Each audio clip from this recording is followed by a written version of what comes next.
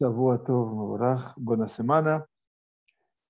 Nos adelantamos hoy al tiempo de Perashat Shavua. Besat Hashem. Mañana compartiremos la alegría de un Hatán y una Kalá.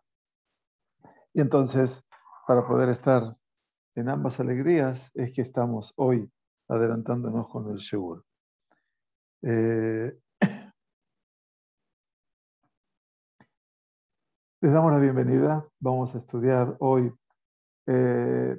para la Refuah Shlema de Mati Tamar Bat Abraham, de Reuben ben Pirjajaya, de Gabriel ben Shulamit, de Yitzhak ben Feige, todas aquellas personas que estamos pidiendo permanentemente por su Refuah Shlema.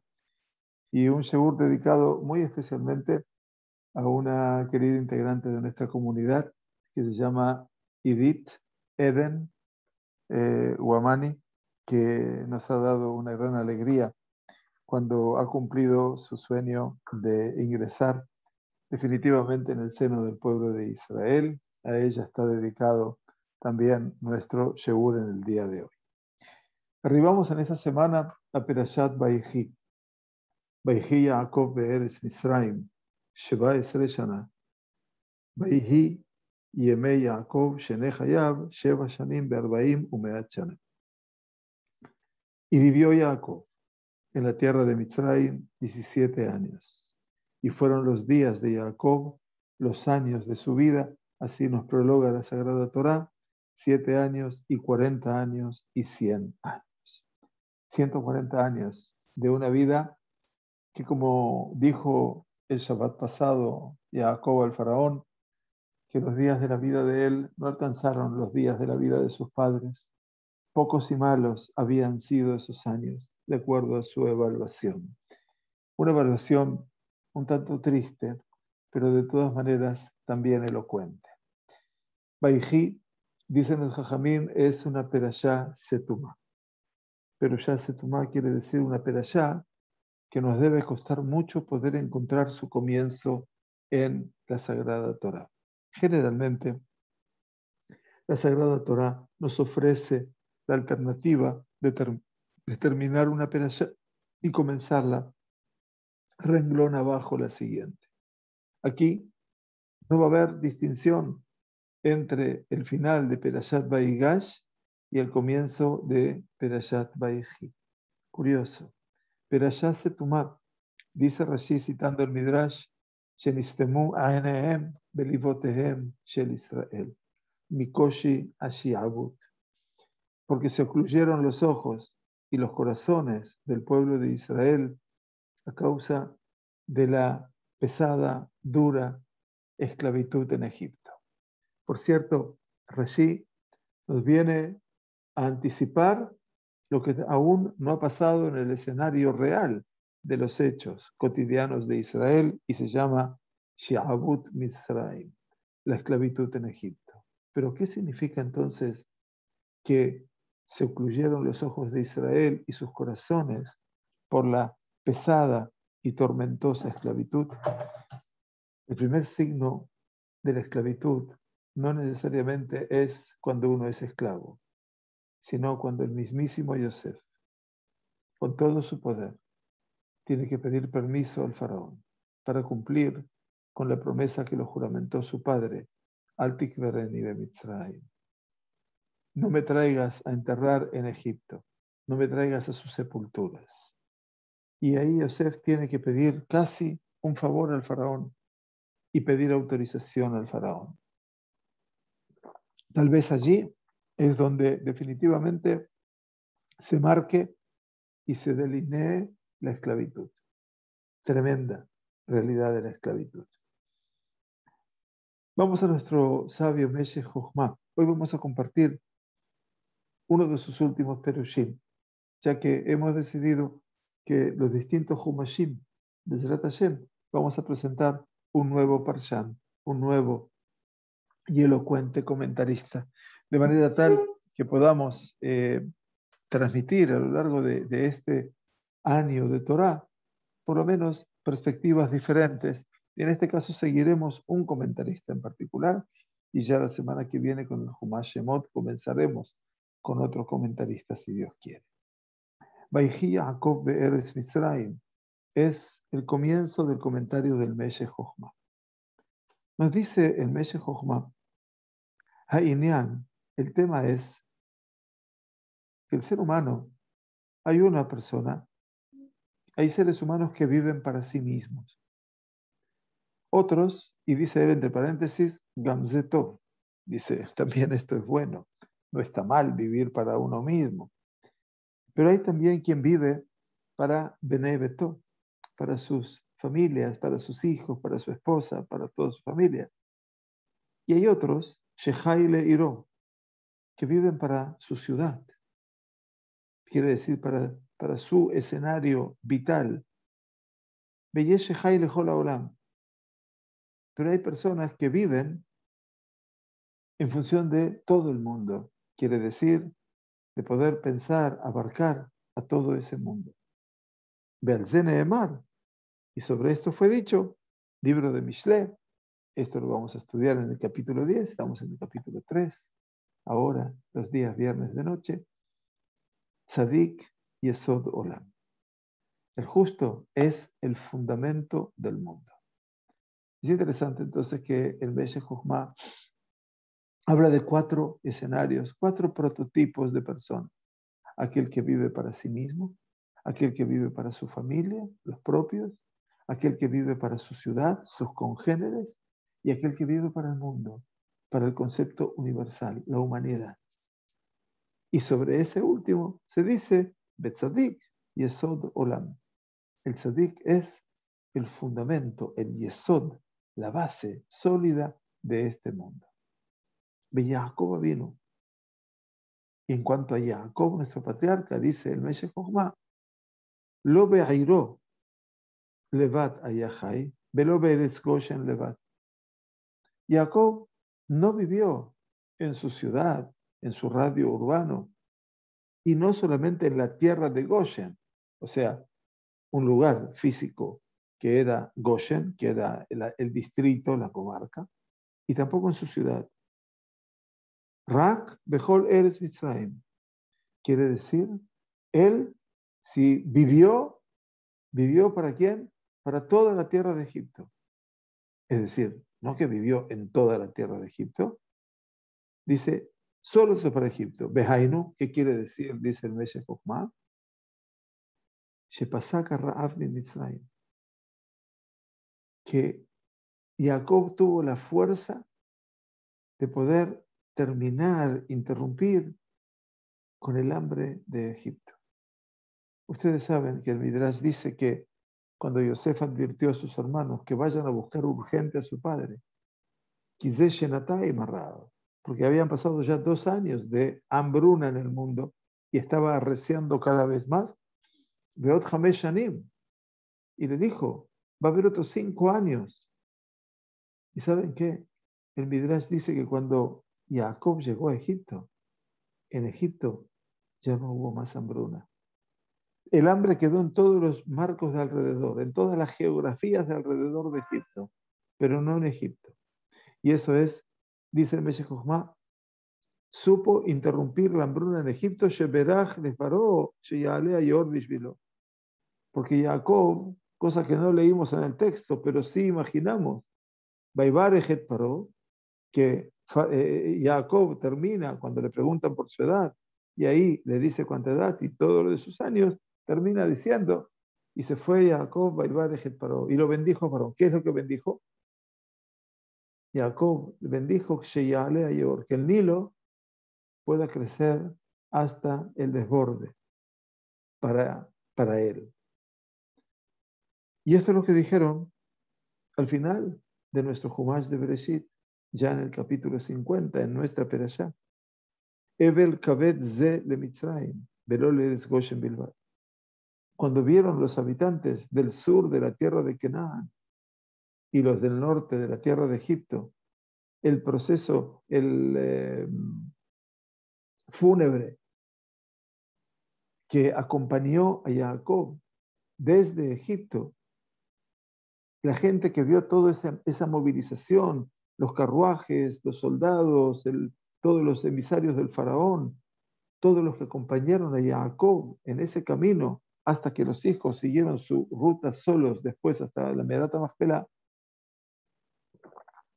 toda esa procesión enorme dio a entender a la gente y dijeron, vaya, Ebel Kaved Zel Mitzrayim. Esto es un duelo enorme, manifiesto para Egipto. Velole Eretz Goshen Bilbad, no solamente para los habitantes de la tierra de Goshen, porque Shehazar Rab Limkomó Ahar Petirato. ¿Y saben por qué? Porque la hambruna regresó a su lugar después de la muerte de Jacob. Y entonces dice, Belajen Rabbenu Akadosh, y por lo tanto, nuestro sagrado maestro, cuando hablamos de Rabbenu Akadosh, hablamos de uno solo, Rabbi Yehuda Anasi. Rabbi Yehuda Anasi es séptimo descendiente de Hillel, el maestro sagrado, nada más y nada menos que el autor, el compilador de nuestra Torah oral, en un libro llamado la Mishnah, Shisha Sidrei Mishnah. Belajen Rabbenu Akadosh Kari Anafshe Bejía Yehuda Yot Zaim Shanim Betzipore. Dice, y por eso Rabbenu Akadosh Kari Anafshe, dice la Gemara de Yerushalmi Ketubot, Kare Anafshe quiere decir, invocó sobre su alma, Bejía Yehuda Yot Zaim Shanim Betzipore. Rabbi Yehuda Anasi, que fue el último de los asientos del Sanedrín en Eretz Israel, porque después sus alumnos se fueron para Babilonia, fundando las academias de Babilonia. Rabbi Shmuel dice que él vivió 17 años en Tzipori. Quiere decir, él fue una persona tan humilde que decidió reducir toda su honorabilidad, ya que no vivió sino en Tzipori. Entonces, quiere decir que Rabbi Yehuda Anasi, mientras podía haber vivido en la ciudad de Tveria, que era la capital del norte de Israel, allí donde se inscribió el Talmud Yerushalmi, donde se inventó el Ktav Tabrani, el Ktav de Tiberia, la escritura tiberiana. Él decidió con su tremenda humildad ir a vivir a Tzipori. Tzipori era una localidad del norte, hoy en el Galil, en Eretz Israel, muy, muy simple, muy precaria. Así se la llamó, Tzipori. Allí él vivió 17 años, y no precisamente en la capital del norte. A tal punto dice, Hainu, dado que entonces por su tanta y tan grande humildad y modestia, redujo sensiblemente todo su honorabilidad. A la Emet, dice el Meshech Chochmah, la verdad es que Rabbi Haninat Tzabach Ilahem Ubarot Shebe'eretz Israel. Dice, pobre vosotras, todas las ciudades que son Ubarot, quiere decir todas las ciudades que son grandes, manifiestas, importantes. En este caso dice, hoy Ilahem, ninguna de ellas tenía tanta honorabilidad como el lugar donde estaba Rabbi Yehuda Anasi. Areche que bodó Hegen al Kol Eretz Israel. La grandeza de Rabbi Yehuda Anasi fue la que provocó la honorabilidad de toda la tierra de Israel. Un hombre que honra al lugar y no el lugar que honra al hombre. Y así pasó con Jacob. Besesha Raú Aje Yosef, Kimeta bien. Y entonces dice Meshech Chochmah para agregar más profundidad a su pensamiento. Y esto es lo que vieron los hermanos de Yosef cuando murió su padre. En realidad, el texto de la Torá dice que cuando terminaron de enterrar a su padre, los hermanos de Yosef empezaron a pensar, ¿y ahora qué va a pasar con Yosef? ¿Cómo nos va a tratar? Ulay hasta aquí nos defendió la presencia de nuestro padre, pero ahora que nuestro padre murió, ¿cómo se relacionará con nosotros? la gran pregunta, que Yosef vuelve a llorar amargamente delante de sus hermanos porque siente que desconfían en él, pero eso es otro tema. Y esto es lo que vieron los hermanos de Yosef que murió su padre. ¿Qué es lo que vieron? Dice Meshech Jochma que volvió el hambre a su lugar. Y entonces, como dice el Midrash de Sifri, en Perashat Ekev, cita el Meshech Jochma, que es una fuente de Mekorot, ¿no? O sea, de citas a nivel bíblico y parabíblico. Belajen Yareu mi pene Yosef. Como se terminó el hambre, por eso tuvieron miedo de Yosef. ¿Por qué tenían miedo de él? Porque en última instancia podía pensar ahora que ya Jacob no está y él no tiene que hacerse cargo de sus hermanos. Ustedes recuerdan que cuando él se rebeló ante sus hermanos, ¿qué les dijo? Ustedes no me vendieron aquí, Dios me envió aquí, Dios le mejía como elemento de supervivencia para todos ustedes. Entonces, de una u otra manera, nosotros entendemos ahora, dice, vaya, los hermanos dudaron por un momento de que Yosef ahora no los habría de alimentar. Odish Lomar, dice el Meshech Jochma, aún más tenemos que decir, de Yadua, de Kever Tzadik Mikfar, dice, Mejaper, perdón, sabemos que la tumba de un hombre justo nos trae la capará, y por eso encontramos que Irmiau cita una fuente muy original, que es en la petijta del Midrash de Ijar Rabbah, el comienzo de Ijar Rabbah, cuando estudiamos Megilat Eja, que le escribió el profeta Irmiau, ¿sí? Allí se dice que Irmiau fue a Kibre Avot, que fue a buscar allí, no fue a quejarse, fue a buscar la capará, fue a buscar el perdón por su pueblo Israel que estaba en ciernes ya frente a la destrucción del Bet HaMikdash. Megilat Eja, todo el mundo sabe de qué se trata. De Keber Moshe Mejaper alabón peor que Mahamaram Besotá. Así como la sepultura de Moshe fue sepultado en dónde? En el Har Nebo, en Monte Nebo. Nadie sabe dónde está, pero se sabe que geográficamente ese lugar era Mul Beit Peor. ¿Qué era el Beit Peor? Era el lugar en donde el pueblo de Israel mostró su peor imagen. Cuando los hombres de Israel fueron en pos de las mujeres moabitas y se prostituyeron con el Baal Peor, que era obviamente el ídolo que adoraba Bil'am, el perverso. Por eso está ahí enterrado Moshe. Por eso dicen los Jajamim, en la Gemara de Sotá, Bekeber Moshe mejaper alabón peor.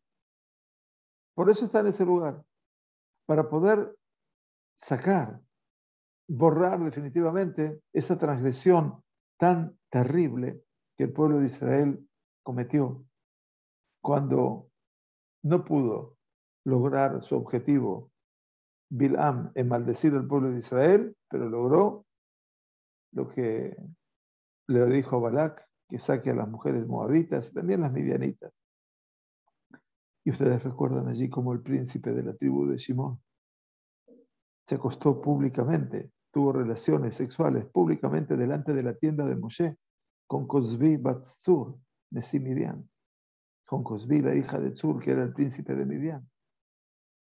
Eso es el Beit Peor. Allí estaba Moshe para perdonar ese escenario. Desde Sheamru, Eber Kabet Zele Mitzrayim. Y este es un duelo muy grande para Mitzrayim. She'eina Keber be Mitzrayim. Bedieku Beze Beaben. Entonces dice, ¿cuál era el Ebel Kabed? El duelo tan pesado para Egipto fue She'eina Keber be Mitzrayim. Que este hombre justo, Jacob vino, le pidió a su hijo y le dijo, Beasiti Madi Gesed Behemet. Y haz conmigo, por favor, la verdad y la bondad y la verdad. Al Natik Bereni be Mitzrayim. No me entierres, por favor, en Egipto. Eso es todo lo que le pidió. Entonces, ese es el escenario. Y por lo tanto, cuando vieron toda la pompa fúnebre, perdón por la expresión, que la procesión que acompañaba a Jacob desde Egipto hasta el límite con la tierra de Canaán. En la tierra de Canaán ya fueron solamente los hijos que llevaron el ataúd de Jacob hasta la cueva de Machpelah. Pero dice, el Evel Kabed de Zele Mitzrayim, ese duelo tan pesado era, ¿por qué? Porque ese hombre no fue enterrado en Egipto. Qué pensamiento, ¿no es cierto?, tan importante. Qué bueno. Entonces, nos dice que Vaikrebu Yemei Israel Lamut.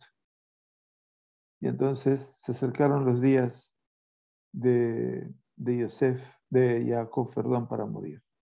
Y ahí es cuando lo llaman a Yosef para juramentarlo por esto. Bueno, seguido, ya después del juramento de Yosef a Jacob, nuestro sabio nos lleva a un escenario agregado. Dice, Vayí a Jareat Barimaele, y fue después de estos sucesos, Vayomarle Yosef, y le dijeron a Yosef, Ine Abija Jole, he aquí que tu padre está enfermo. ¿Qué hizo Yosef? Y tomó a sus dos hijos consigo, a Menashe y a Efraín. Vayomarle Yosef, Ine Abija Jole. He aquí que tu padre está enfermo. ¿Cómo se interpreta esto? Dice el Meshech Chochmah, Ine lo haya az. Ine quiere decir, he aquí que ahora, que no estaba enfermo. Jacob estaba anciano. Se acercaron los días para morir. El hombre justo sabe, dicen los Jajamim, cuando su hora está por llegar. Pero eso solo es una sabiduría del hombre justo. Y bueno, pero no estaba enfermo. Lo haya az.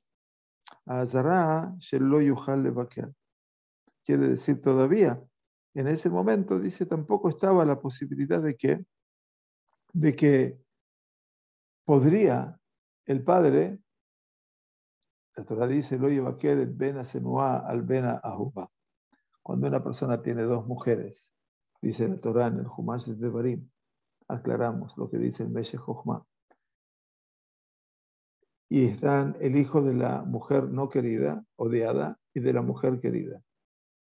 ¿Qué dice? En este caso tenemos a Reubén, que era el primero, el mayor de Lea, y a Yosef, que era el mayor de Rachel. Y dicen que Lea, Hashem vio que era odiada por Jacob. No la odiaba, pero digamos que veía que había un rechazo natural. La Torah dice que la persona, si tuviera dos mujeres, una Senuá y otra Ahubá, una amada y otra una odiada, no podría jamás declarar primogénito al hijo de la amada por sobre el hijo de la odiada. Y entonces dice aquí, dice, Vayomarle Yosef, Inja, Ine Abija Jole. Ine lo haya aza azara shel lo yuchal levakear. El Ine quiere decir que en ese momento no existía esa advertencia de que la persona no puede cambiar los roles del primogénito. Omnam bechol zot haya az din bechorá. Pero a pesar de todo eso, había sí una ley que establecía el tema de la primogenitura. Por ejemplo, en el tema de las nahalot, en el tema de las heredades, de las herencias en la tierra, y esto pasó a Harmatan Torah, después de la entrega de la Torah. Be'avot asud divrayem al pia Torah. Y los patriarcas, dice el Meshech Chochmah, todo lo que hicieron, todo lo que hacían, se basaba, por supuesto, en la Sagrada Torah. Imlo masher ra'u tzorech gadol lefi azman. A no ser de lo que vieron, era una necesidad muy grande de acuerdo a ese tiempo. Por lo tanto, ¿qué es lo que pasó aquí? Ustedes se preguntan, pero la Torá fue dada después de los patriarcas. Sí, ustedes tienen razón, pero no olviden que hay toda una Torá que Akadosh Baruj Hu enseñó a Abraham, a Isaac y a Jacob y se sucedieron entre ellos, que es toda la misma Torá, pero llevada en el plano oral. Esa oralidad es la que le da también la autoridad. Y por eso los Jajamim hoy en día entienden que la Torá oral tiene la misma autoridad que la Torá escrita. Desde ya que una mitzvah de oraita, que un precepto de la Torá, es mucho más fuerte y elocuente que mitzvah de Rabbanán, que un precepto rabínico. Pero así todo, los preceptos rabínicos tienen la autoridad de como si el mismo Kadosh Baruj Hu lo hubiera ordenado. Por eso nuestras mujeres dicen para encender las velas de Shabbat, que es totalmente una mitzvah de Rabbanán. Asher kideshanu bemitzvotav betzivanu, a Kadosh Baruj Hu, donde nos ordenó en la Torah encender las velas. Y ahí está la autoridad rabínica. Por lo tanto, dice aquí, la Jena Din de Manjil Adam et Banav, dice por eso, la ley que establece que una persona puede darle heredad a sus hijos, de Rabbi Yohanan ben Beroka, como aparece en la Gemara de Baba Kamá, en el Talmud Babli de Baba Kamá, donde Rabbi Yohanan ben Beroka dice, Kama sheirtze sheirbe leechad beimaet leechad, habe rak kesheu shachiv merah. Lo que dice Rabbi Yohanan ben Beroka en la Gemara de Baba Batra es muy interesante. Dice, cuanto la persona quiera dar más a uno y reducirle al otro su herencia, puede hacerlo solamente cuando es Shechiv Merah. Dios no permita cuando la persona está, como Jacob vino, ya prácticamente en su lecho de muerte. La gente dice, por eso escuchó Yosef, Vayomerle Yosef, perdón, y le fue dicho a Yosef, Ine abija jolé, he aquí que tu padre está enfermo. El enfermo es el concepto Shechiv Merah. Shechiv Merah quiere decir que está en sus momentos últimos. Y por lo tanto, cuando estaba enfermo, tomó Yosef a Menashe y a Efraín. Beizmin a Kadosh Baruj Hu din Menashe be Efraín. Y en ese momento, el Kadosh Baruj Hu trajo delante de Jacob y de Yosef el juicio relativo a Menashe y a Efraín. Para demostrar qué cosa, dice el Meshech Chochmah, una cosa fantástica, Kilome Habat Rachel, que no era por el amor de Rachel, a Rachel, o Mepejitut Lea, o por la pajot, quiere decir, por lo menos amada que era Lea, Evira Bejoram y Reubén le Yosef. No fue porque amaba más a Rachel que a Lea, que le pasó la Bejorá, la primogenitura, pasó de Reubén, el primogénito de Lea, a Yosef, el primogénito de Rachel, de Harei Menashe y Efraim, Echad, porque Menashe y Efraim son de una misma madre, Rachel, ¿verdad? Entonces, Bujolzot, Vayasemet Efraim, diferente Menashe. ¿Y qué hizo Jacob? Cuando va a bendecirlos a sus nietos, Kajem Elai Ba'abarechem, ponlos delante mío y los habré de bendecir. ¿Qué dice la Sagrada Torá? Que en ese momento Yosef puso a Menashe a la derecha de Jacob y a Efraim a la izquierda de Jacob. Y sin embargo, ¿qué hizo Jacob? Sikelet Yadav. Puso la derecha sobre Efraim y la izquierda sobre Menashe. Sikelet Yadav. En el momento que les fue a dar la bendición, Vayasemet Efraim lifnei Menashe. Y Simcha Elohim, que Efraim bejim Menashe. Quiere decir, puso a Efraim, que era el menor, delante de Menashe, que era el mejor, que era el primogénito. Vedavar neemar al yedei naví, eino yachol leishtanot mitová.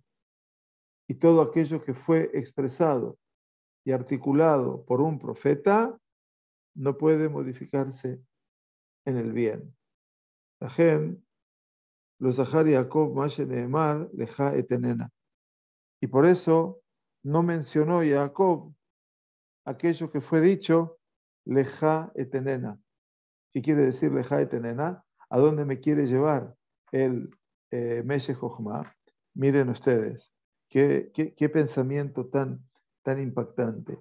Cuando a Kadosh Baruj Hu se le revela en el sueño a Jacob, en Perashat Vayetze, le dijo, Be'ayaz arajaka afar haaretz, y será tu descendencia como el polvo de la tierra, ufarazta yama vakedma betzafona vanekba, y habrás de irrumpir hacia el oeste, hacia el este, hacia el norte y hacia el sur, benibrejú, serán bendecidas por tu causa todas las familias de la tierra, ubezareja. ¿Qué quiere decir? Aquí dice eventualmente, por eso dice, no le mencionó Jacob lo que dice Leja etenena. ¿Qué significa Leja etenena? A ti te la habré de dar. Leja etenena. Leja etenena es el escenario de Bereshit, Javjet, donde dice, Veine Hashem nitzav alav, y he aquí que Hashem estaba parado sobre él, Vayomar, Ani Hashem Eloquei Abraham, Abija Eloquei Yitzhak. Yo soy el Dios de tu padre Abraham y de Yitzhak. Haaretz asher ata shochev alea, la tierra que donde estás reposando ahora, leja etenena ulezareja. A ti te la voy de dar y a tu descendencia. Eso dice el Meshech Jochma, Jacob no se lo dijo a Yosef. Shekevan she'avtaja leatzmo yachol leishtanot, porque leja, la promesa que Hashem le hizo a Jacob podría eventualmente modificarse, eventualmente. Pero para su descendencia ya fue dicho por un profeta, y en este caso no se puede cambiar. Y esto se considera como que muhzak. Muhzak quiere decir como algo que está establecido y fijo, y por lo tanto no se la puede heredar a sus hijos. Umishum ze amar, y por eso dice, el Dios que se me apareció a mí en Luz. Luz es una ciudad. No habla allí de una visión, sino que habla de ese lugar precisamente. Y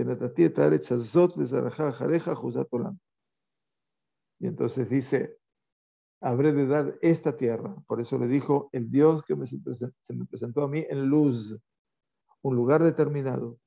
Y eso, como lugar determinado, dice, no se habrá de modificar a causa del pecado. Y por lo tanto eso se lo puede dar a sus hijos o a sus nietos, porque eventualmente este es el camino en el cual Jacob quería encontrar la forma de poder heredarle a Yosef y a Menashe y a Efraín sus herencias. Y aquí entonces es cuando Jacob vino, le dice a Yosef, ante todo, acerca de esos hijos. Y es algo muy interesante, otra vez, que más allá de lo que representa, que no le dio la bendición a los hijos de Yosef porque era la preferida Rachel, sino porque era la forma de hacerles heredar parte de la promesa.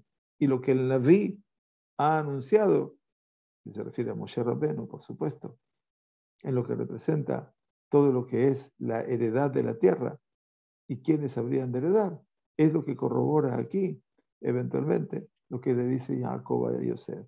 El pasuk que sigue dice, Beatá, Shenebaneja, Anoladim Leja Be'eretz Mitzrayim, y ahora tus dos hijos que nacieron para ti en la tierra de Mitzrayim, Adbo y Eleja, antes de que yo viniese ante ti, Lihem, míos son, como si fueran mis restantes hijos. Efraim o Menashe, lo puso primero Efraim, y van a ser para mí Efraim y Menashe, que Reubén, Shimón y Yuli. Ellos serán como eventualmente Reubén y Shimón. Quiere decir que Efraim y Menashe, ya Jacob está analizando esa estructura. ¿Qué dice el Meshech Jochma? Shashem ibtiach lo, Akadosh Baruj Hu, el Todopoderoso, le había prometido a él que habría de dar esa tierra a su descendencia como heredad perpetua. Sin embargo, Efraim y Menashe, ahora, quiere decir, en ese tiempo presente, Egipto, en el momento que Jacob habrá de morir, 147 años, las manos hace y Yuke, Reubén y Shimón. Entonces, en ese momento, Efraim y Menashe van a ser como Reubén y Shimón. Pero, dice el Meshech Jochma, atención, Bebo Hagoel a Aharón, pero cuando venga el Redentor último, el Mashiach, Tzidkenu, y Yule Ahadim, quiere decir, van a ser unidos. Que Moshe Parshur Rashi Betosafot, como lo explicaron Rashi y sus alumnos y también nietos, las Tosafot, en el Perek Yesh Nohalim, en el Perek Yesh Nohalim de la Gemara, eventualmente, Mikra Dichtiv Sha'ar Yosef Echad, donde dice el pasuk que inspira también al profeta Yehezkel, que van a ser los Sha'ar Yosef Echad, la puerta de Yosef va a ser una sola.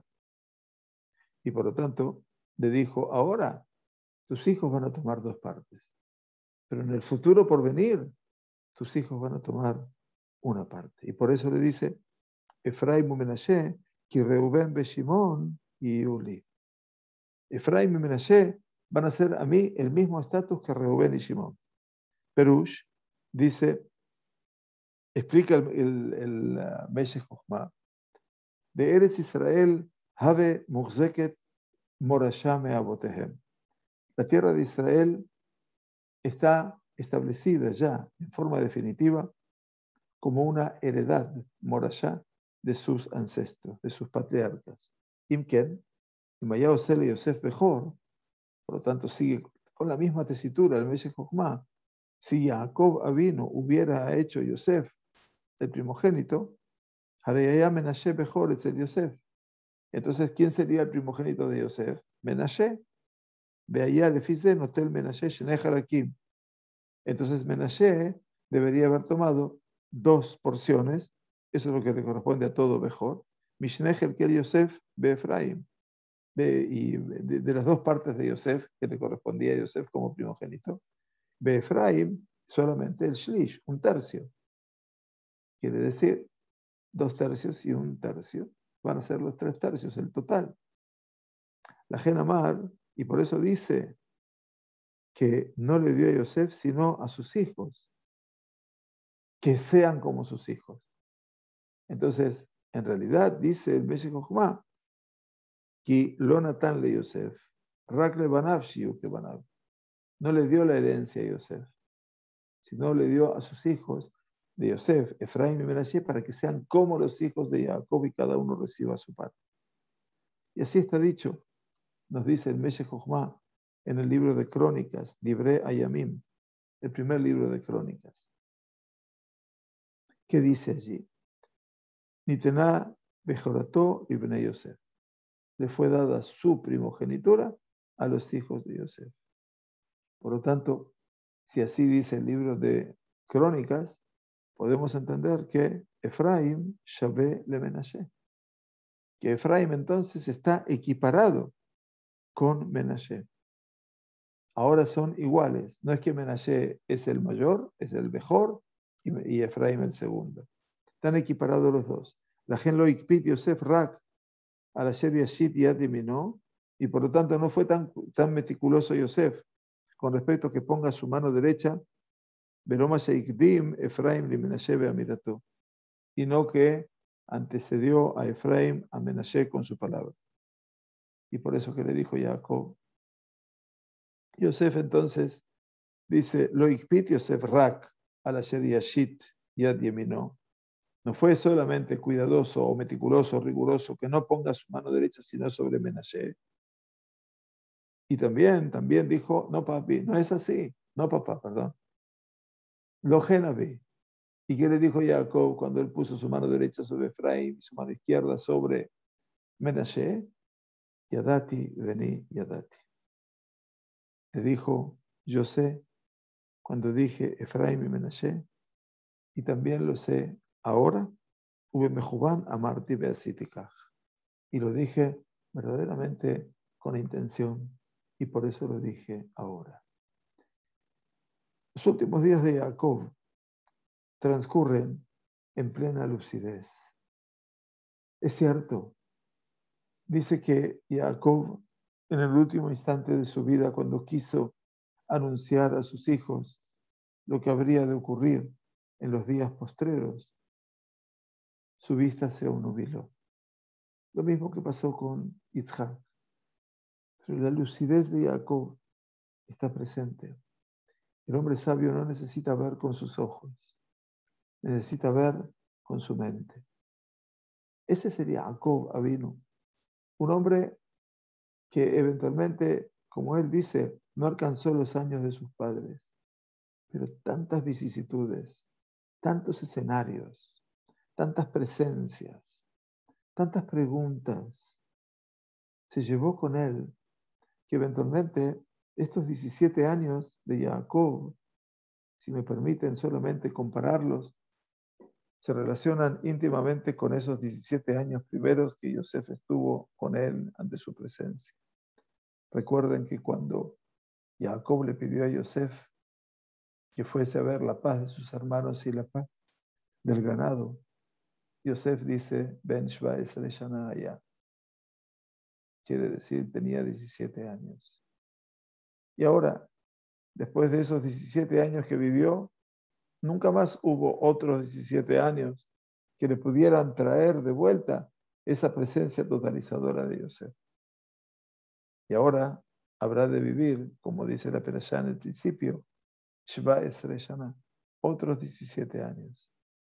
Como que Kadosh Baruj Hu viene a compensar en vida esos caminos tan ocultos, tan recónditos, que a veces los podemos reconocer solamente cuando estamos volviendo a pasar por un escenario.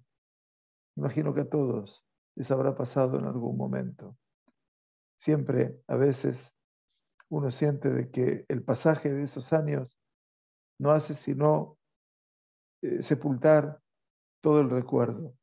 Al contrario, en algún momento todo aquello que vuelve sobre nosotros nos hace ver la vitalidad de un tiempo y nos hace ver el sentido de una existencia.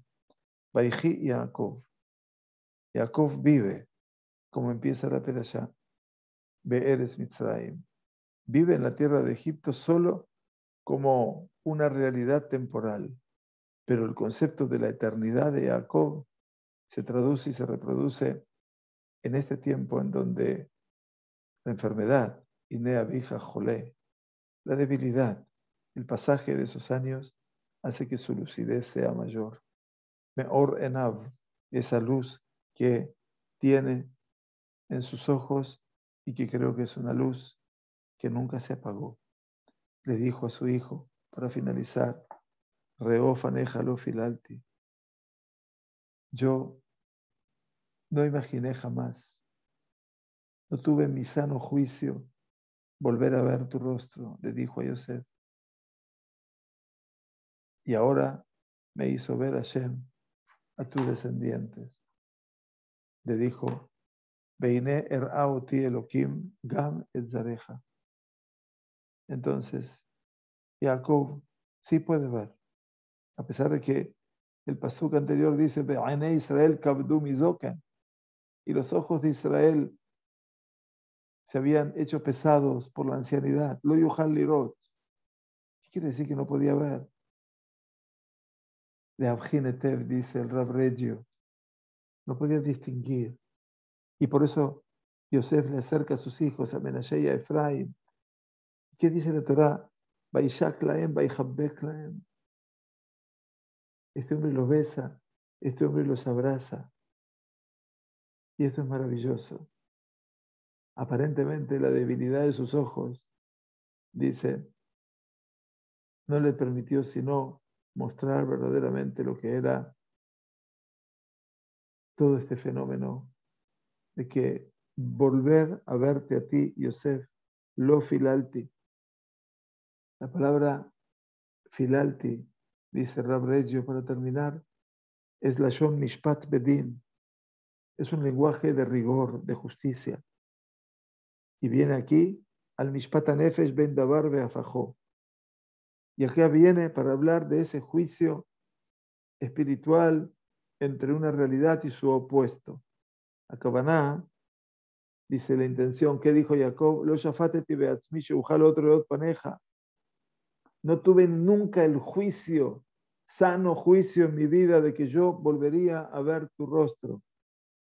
Veja Elohim, Asa y mi Gesed. Y el Todopoderoso ha hecho conmigo bondad. She'era oti gamet zareja. Que Er'a oti me mostró a mí, también a tu descendencia. A veces, en el momento que Kavdu Mizoken, Cuando los ojos tornan pesados para seguir viendo, aparece la otra visión. Y agradece a Jacob Avinu a este tiempo en el cual no pensaba volver a ver a su hijo.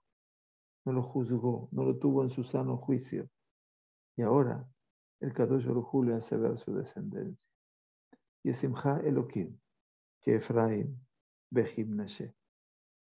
Quiere decir que te bendiga a ti, Elohim, como Efraín y como Menashe. Así es, Bejaye Barej Israel. Así bendice el pueblo de Israel hasta hoy en día a sus hijos. El final de nuestro Humash Bereshit es la llave de la Geula.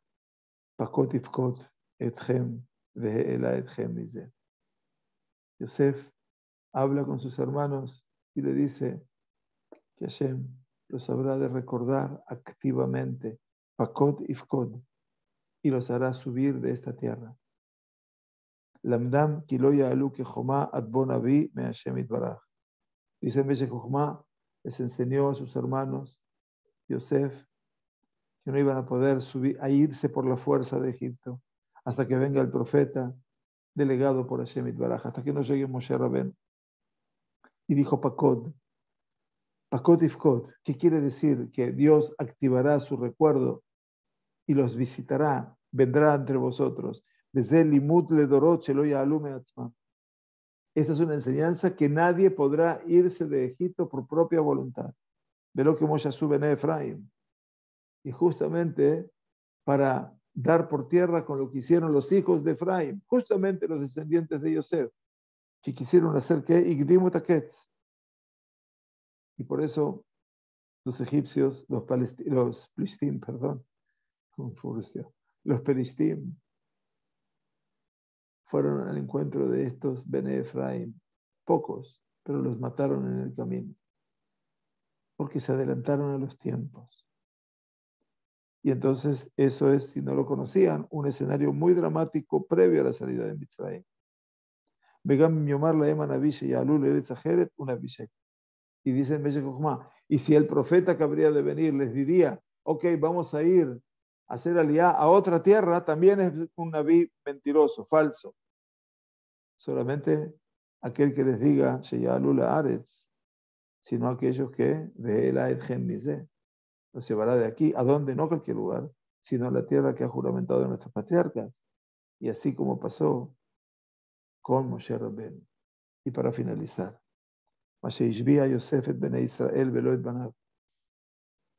Esto que Yosef juramenta a sus hermanos, los hijos de Israel, y no a sus hijos, a Efraim y Menashe.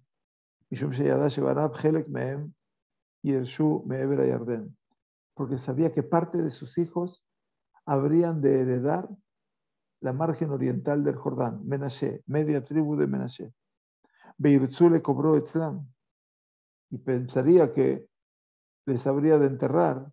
Menashe quería enterrar a su padre Yosef de aquel lado y no le habrían pasar el Jardín. La gente iba a Israel y por eso le ordenó a sus hermanos para que transmitan a sus hijos y a los hijos de los hijos después de 4 generaciones que ellos lo entierren en la tierra de Israel y no allá del Jordán. Y así fue que lo enterraron a Yosef en la ciudad de Shem, como está escrito en Yehoshua, el final del Humash de Yehoshua. Y qué interesante, ¿no? De poder cumplir con el deseo de Yosef. Así como Jacob no quiere ser enterrado en la tierra de Egipto, Yosef, que era casi un patrimonio egipcio, Moshe Rabbeinu se dedicó con todo su afán y todo su amor a poder traerlo para poder llevarlo hacia la tierra de Canaán. Y ahí está Yosef, juramentando a sus hermanos. Cuando Kadosh Baruj Hu nos recuerde, y hagan subir mis restos óseos de aquí junto con vosotros. También los hermanos habrían de morir. Pero esto es Torah Shebel Peh. Este es el compromiso de la tradición oral. Este es el compromiso que no abandonó jamás al pueblo judío. el llamado de Jacob, el recuerdo de Yosef, el compromiso de los hermanos y la obligación de los nietos o bisnietos. Creo que ese es el secreto de la supervivencia judía. Hay una conciencia que se va creando y esa conciencia es la que forja la identidad y la identidad es la que fortalece la emuná y la emuná es lo que nos lleva a ser consistentes, a ser constantes, a comprometernos con una realidad en definitiva. Que tengamos un Shabbat Shalom. Gracias por acompañarnos, gracias por darnos la chance siempre de sumarse en el último momento a veces a nuestro shiurim y eso es nuestra falta, no vuestra, sino que tratamos de hacer todo lo que está a nuestro alcance. Muchas gracias a todos, bienvenidos y quiera Kadosh Baruj Hu depararnos Besorot Tovot Yeshuot Benejamot. Muchas gracias, bienvenidos una vez más, Shabbat Shalom.